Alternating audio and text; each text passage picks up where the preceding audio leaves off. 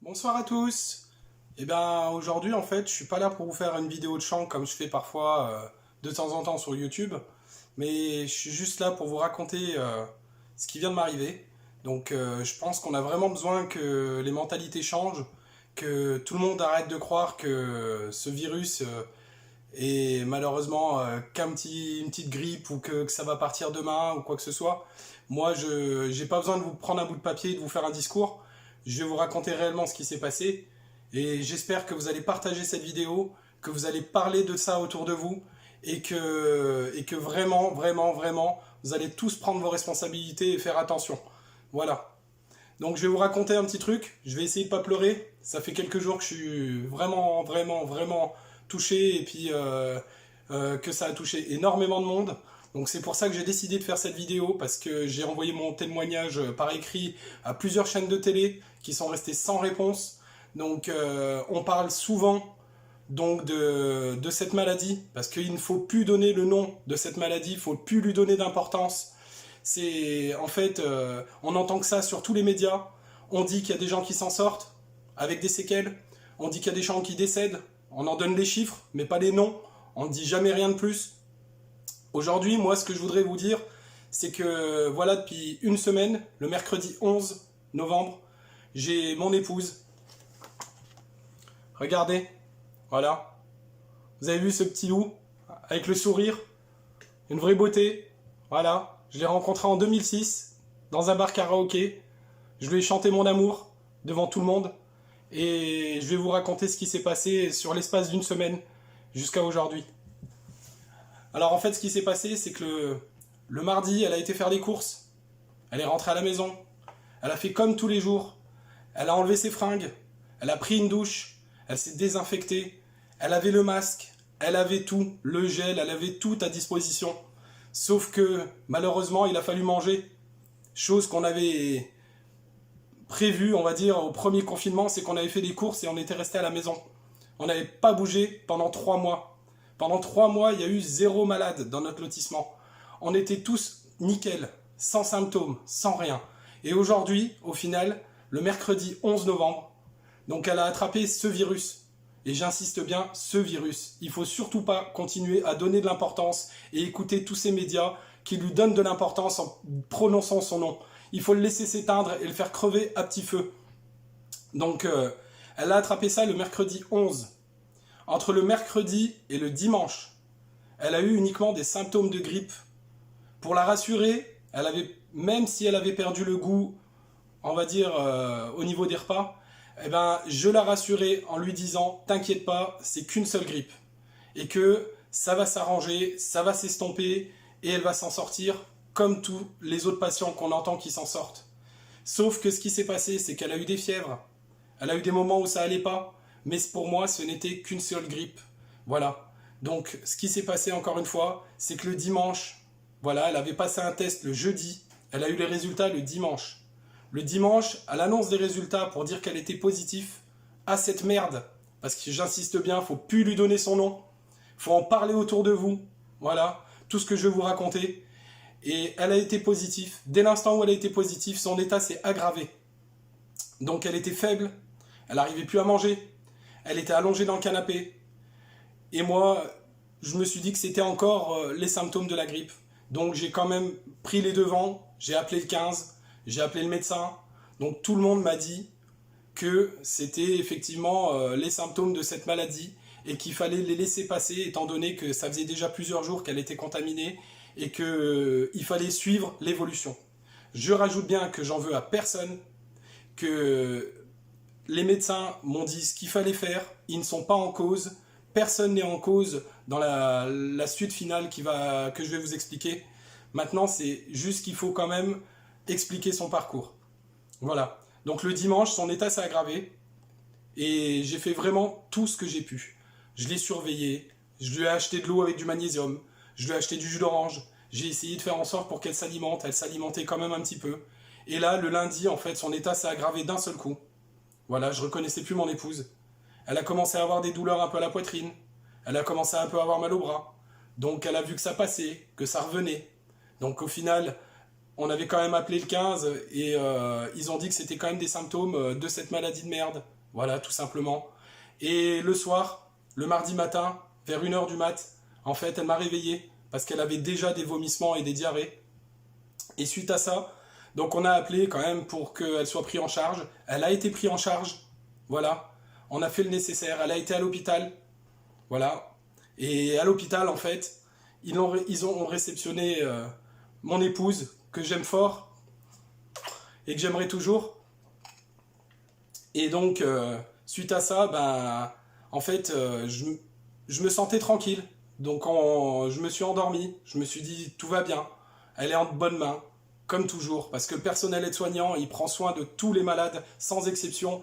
Il fait attention à tout le monde et il fait tout ce qu'il peut. Voilà. Faut bien être conscient de ça aussi. Et donc, du coup, ben, aux alentours de 4h du matin, eh ben, j'ai eu l'appel des urgences me disant qu'il fallait la transférer à Dijon en urgence au service cardiaque de réanimation pour lui faire poser une assistance cardiaque. Voilà. Et qu'il fallait que je vienne rapidement quand même pour voir mon épouse avant le transfert. Je suis arrivé sur place, elle était pâle, les lèvres un peu bleues, mais ça allait. Elle m'a regardé et elle m'a dit « T'inquiète pas ». Et moi, franchement, je ne m'inquiétais pas. Je me suis dit « Elle est entre de bonnes mains ». Voilà. Mais malheureusement, on disait que tant qu'elle irait pas aux urgences, ça irait. Sauf que ce qui s'est passé, c'est qu'elle est passée devant moi au bout d'un moment, dans son lit. Elle a levé la main gauche, puis elle m'a dit « Je t'aime, mon cœur ». Ouais, comme toujours. Comme toujours. Je voulais lui prendre son portable, elle m'a dit « Non, laisse-le moi, c'est mieux ». Je lui ai laissé. On va dire, allez, à 7h du matin. 7h du matin. 7h du matin, elle m'envoie un message comme quand elle allait au boulot. C'est-à-dire, je suis bien arrivé, mon cœur, prends soin de toi, je t'aime. Et puis, ben, depuis, j'ai répondu à son message et j'ai plus eu de réponse. Plus une seule réponse. Donc, du coup, à 8h, 9h, je me suis réveillé parce que de toute façon, j'arrivais pas à dormir. Et suite à ça, ben, j'ai appelé le service de réanimation cardiaque à Dijon. Le médecin m'a annoncé que mon épouse, Aurélie, que je t'aime très fort, je sais que tu m'entends, et ben, était vraiment dans un état critique. Quand vous entendez ça, et ben là c'est l'électrochoc, vous vous faites un peu une raison, et vous vous dites que vous avez des chances, je dis bien vous avez des chances de ne plus revoir la personne que vous aimez. Voilà, j'étais depuis 2006 avec elle, et c'était une personne exceptionnelle, tout le monde la connaît, tout le monde l'a vue à la télé sur Incroyable Transformation, dans Les Amours, dans Attention à la marche, j'ai tout fait pour elle, jusqu'à faire des heures de malade. J'ai oublié de dire que je suis artisan, que j'ai bossé comme un taré pour elle, pour que si un jour, moi-même, je ne sois plus là, elle manque de rien. Et au final, bah, tout ce que j'ai bâti pour elle, eh ben, c'est pas pour elle, elle n'en profitera jamais. Voilà. Donc du coup, je pense que vous avez tous compris ce qui est arrivé. Eh ben, elle est décédée. Et on m'a annoncé ça aux urgences de Dijon, à 11h21. Je suis né un 21 novembre, le jour de ma date de naissance, en taux horaire, tout simplement. Et au final, mon épouse, bah, je ne la reverrai plus jamais. Plus jamais. Malheureusement, je peux en vouloir à personne. Tout le personnel soignant a fait la moindre chose qu'ils ont pu faire. Je suis confiant là-dessus, parce qu'elle était elle-même aide-soignante et elle aidait les gens. Et elle travaillait à domicile actuellement pour aider les personnes âgées dans leur fin de vie. Jamais de la vie j'aurais pensé que c'est elle qui partirait avant. Sauf que malheureusement c'est elle qui a eu le souci. C'est elle qui est partie. Et le pire de tout, vous savez, c'est quand du jour au lendemain vous vous retrouvez tout seul dans votre lit et puis que vous avez l'habitude d'avoir votre chérie à côté et puis que d'un seul coup ben, vous vous retournez, vous avez personne. Un vide. Un vide. Aujourd'hui, ben, elle m'a laissé, mais elle m'a pas laissé que moi. Elle a laissé mes 2 enfants, 8 ans et 11 ans, qui font que de pleurer, qui sont pas bien, qui ont perdu leur maman, et que vous êtes obligé de leur faire comprendre que maman, elle rentrera pas. Elle rentrera pas, maman. Voilà. Donc là, aujourd'hui, moi, c'est vrai que je suis devant vous, je fais le fort. Ouais, je fais le fort, parce que j'ai pas le choix, et qu'il faut que je soutienne mes enfants. Mais il n'y a pas que les enfants. Vous savez qui c'est qu'il y a encore? Il y a ses grands-parents, c'est-à-dire ses parents à elle. Joël et Annie. Voilà. C'est bon de savoir aussi le prénom des gens. Voilà.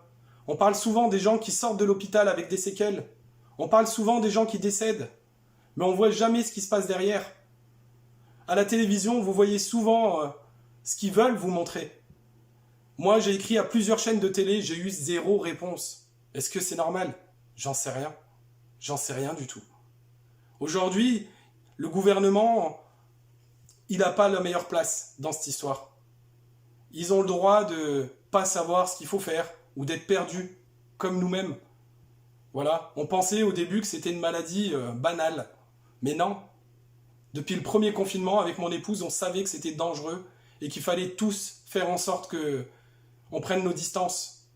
Sauf que quand vous vous promenez dans la rue et que vous voyez des gens qui se promènent avec le masque, hein, qu'est-ce que vous avez envie de leur dire? Franchement. Ou que vous voyez, comme au funérarium aujourd'hui, des personnes âgées qui n'ont même pas de masque. Hein? Vous trouvez ça normal? On peut rien dire. Mais malheureusement, je fais cette vidéo pour faire changer les choses. Et pour qu'un jour, quelqu'un m'écoute. J'ai écrit à TPMP, j'ai écrit à France 2, j'ai écrit à beaucoup de chaînes. C'est vrai que j'ai peut-être pas les bonnes adresses. Mais j'espère de tout cœur que cette vidéo fera réagir beaucoup de monde. Voilà. Vous savez, mon épouse, personne ne pourra la remplacer. Personne. Personne. Je l'aime. Tout le monde l'aimait. Toutes les personnes qui l'ont connue, serait-ce que 10 minutes, ils savaient que c'était une personne bien. Ouais. Et je peux vous certifier que il faut que ça change. Prochainement, on risque d'annoncer un déconfinement. Sauf que, si vous êtes intelligent, restez chez vous. Si vous voulez passer les fêtes de Noël en famille, et pas risquer de contaminer votre frère ou votre sœur, et puis d'être à ma place comme moi je le suis aujourd'hui à pleurer, de vous réveiller dans la nuit, et puis de passer une semaine de fou, parce que quand un enterrement arrive, vous voulez que je vous dise un truc? Je suis déjà à presque 15 000 € de frais d'obsèques. 15 000 €. Comment je fais? Comment je vais faire? Je demande rien à personne. C'est vrai, hein. La seule chose que je veux faire, c'est une cagnotte litchi pour essayer de donner, on va dire, un sens à ce qui s'est passé et au moins prendre un avocat pour obtenir les vraies raisons de son décès. Tout simplement. Voilà. Aujourd'hui, ce que je veux, c'est que tous les Français, même jusque dans le monde, vous réagissez et puis que vous vous dites, il faut un confinement responsable. Mais responsable. Encore une fois, le gouvernement n'y peut rien. On ne peut pas satisfaire tout le monde. On ne peut pas laisser toutes les boutiques ouvertes. On ne peut pas fermer certaines boutiques. Vous comprenez? Moi, le seul truc que je demande, c'est que on est tous des adultes. Vous avez tous des enfants, des grands-parents, des arrière-grands-parents qui sont peut-être encore vivants comme moi. Vous savez? Et en fait, si personne réagit, personne prend ses responsabilités et se dit, on arrête pendant un temps. Regardez, on n'est même pas le 24 novembre. Il reste un mois avant Noël. Les cadeaux, les machins, les repas. Franchement, si tout le monde, je dis bien tout le monde, ferme boutique, que vous prenez vos responsabilités, que vous laissez le personnel soignant aller au boulot, et que vous faites du télétravail au maximum que vous pouvez, je pense qu'en un mois déjà, on peut éradiquer cette maladie et baisser les cas dans les hôpitaux et tout ça. Là, le dernier confinement, on a fait 3 mois. Franchement, 3 mois, c'est quoi? C'est quoi dans une vie? C'est quoi? Vous avez possibilité de changer les choses. Je sais qu'il y a toujours des gens qui partent à la dérive, qui décident de faire ouais, bah, on s'en fout, on va pas être touché, on a que 20 ans, on a 25 ans. Ben non, ben non, ben non. Regardez, regardez. 35 ans. Et il lui a fallu 2 jours pour partir. 2 jours pour partir. Mais maintenant, elle nous a laissé. Et combien de jours de tristesse on va avoir? Vous vous rendez compte? Moi-même, je suis positif. Mes 2 enfants sont positifs. Ils ont 8 ans et 11 ans. Alors quand on vous dit que non, bah non, ça touche que les anciens.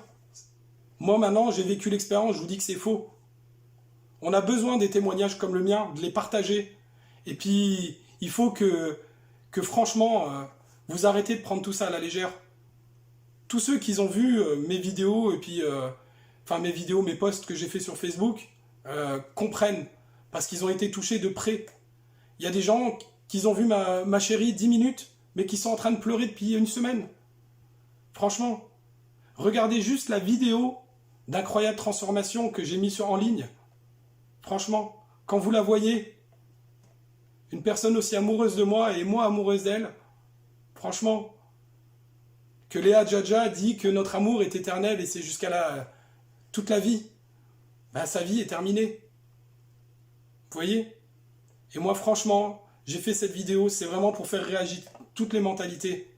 Et arrêter de croire que c'est un petit virus de merde. Voilà. Il faut que vous réagissez tous et que vous prenez tous vos responsabilités. Je suis aussi artisan et malgré ce qui est arrivé, ça fait déjà 1 mois que j'essayais de limiter les déplacements, de ne pas travailler. Oui, c'est compliqué, on n'a pas de revenus, on galère. Mais franchement, vous croyez vraiment que l'argent fait le bonheur? Le pays, il aurait galéré pendant, oui, 2 mois, allez, peut-être 3 mois, comme la dernière fois. Mais si ça se trouve, ça aurait sauvé combien de vies? Combien de vies? Aujourd'hui, ça m'est arrivé à moi. Je me retrouve tout seul, avec mes 2 enfants. Mais tout autour, la tristesse que ça génère. Les grands-parents, les beaux-parents, ses parents à elle, son frère. Parce que maintenant, son frère est tout seul. Il n'a plus de sœur. Franchement. Et il n'y a que ça à dire. Vous vous rendez pas compte, tous ceux qui prennent ça à la légère. Je sais qu'encore une fois, financièrement, c'est compliqué. Le gouvernement ne peut pas aider tout le monde. Ne peut pas aider tout le monde. Il faut être conscient de tout ça. Ils ont la mauvaise place dans ce truc. Voilà. Mais bon, aujourd'hui, moi, j'ai qu'une chose à dire. C'est rester chez vous. Prenez l'initiative de rester chez vous, de faire votre confinement. Et pas de faire n'importe quoi parce qu'on vous dit de faire ça. Voilà. On n'est pas des moutons. On n'est pas des moutons. Chacun prend ses responsabilités. Mais le petit artisan qui galère, bah ouais, malheureusement, je le suis aussi, je risque de couler.